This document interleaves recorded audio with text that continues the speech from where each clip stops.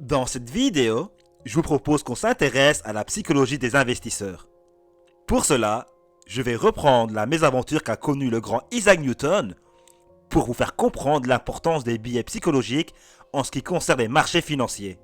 Selon moi, il est important de maîtriser plusieurs concepts qui sont simples à comprendre, mais difficiles à maîtriser lorsque les marchés sont dans une phase d'expansion, et davantage plus difficiles à maîtriser quand l'euphorie est à son comble.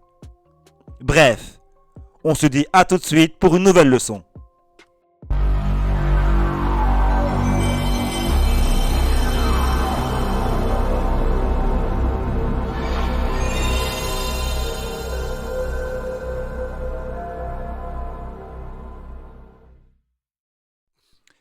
Isaac Newton n'est plus à présenter.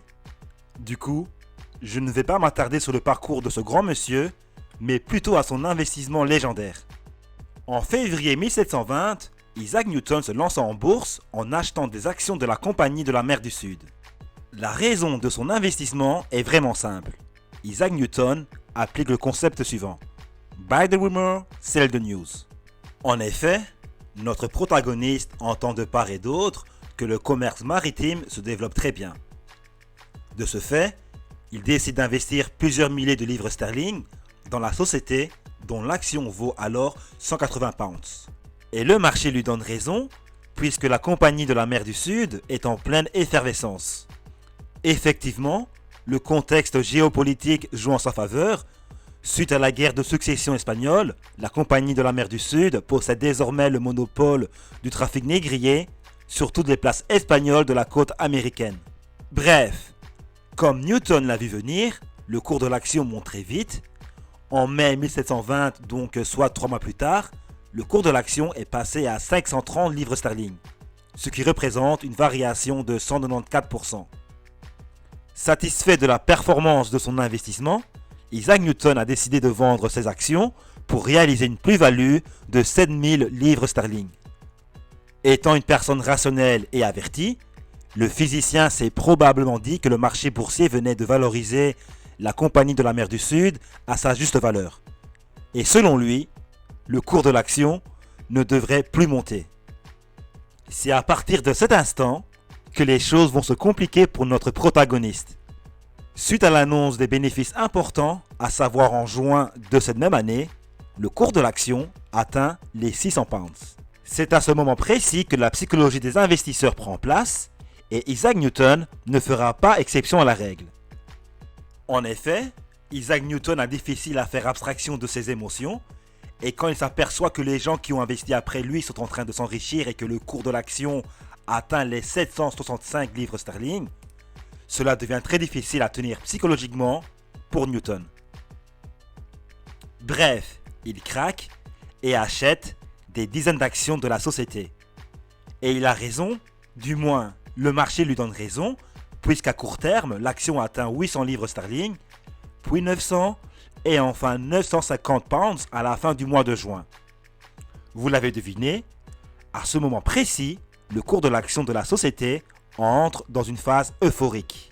L'ironie du sort a voulu que notre protagoniste, à savoir le théoricien de l'attraction universelle, subisse de plein fouet la réalité des marchés financiers. En effet, tout s'effondre, la bulle éclate, bref, c'est la chute.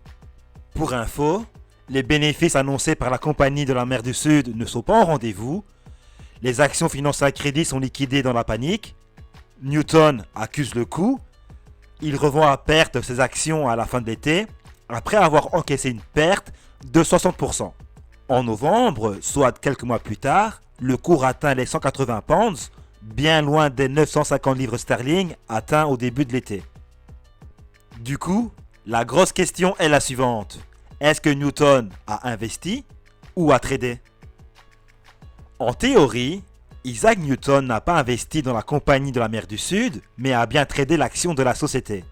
Certes, il a réalisé de sacrés bénéfices dans un premier temps, mais est tombé dans le piège du FOMO. Un investisseur confirmé ne doit pas courir après le prix, puisque le marché aura toujours raison et pourra toujours faire ce qu'il veut du prix. Du coup, en tant qu'investisseur, il faut s'intéresser à la quantité ou encore le yield généré par une action, puisque l'objectif d'un investisseur est de se focaliser sur l'accumulation et non le prix. En théorie, un investisseur ne doit jamais vendre. L'investisseur doit être axé sur l'accumulation des actifs et l'horizon de son placement. Toutefois, je vous suggère de prendre des profits si le prix de votre actif grimpe fortement. En effet, les investisseurs pouvant tolérer de grosses pertes virtuelles ou si vous préférez des pertes non réalisées sont rares puisqu'ils ont des poches illimitées et jouent dans une toute autre division. Ce qui n'est pas le cas de la classe moyenne.